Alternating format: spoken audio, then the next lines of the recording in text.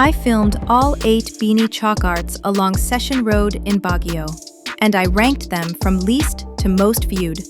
Can you guess who's number 1? Let's go. Number 8, Sheena, 33,000 views.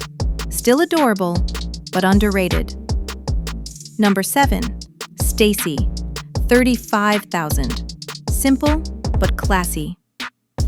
Number 6, Aya, 65,000 views. Elegant strokes, cool vibe.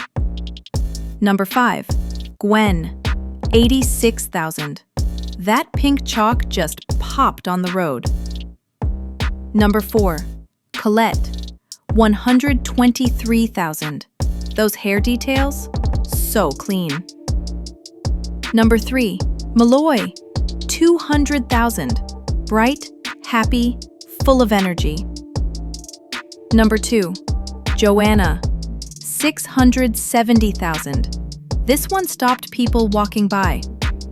But the most watched chalk art, number 1, Mikha, 722,000 views. Everyone loved this one. The details, the colors, definitely fan favorite. So, which BINI chalk art was your favorite from Session Road? Comment below, Blooms!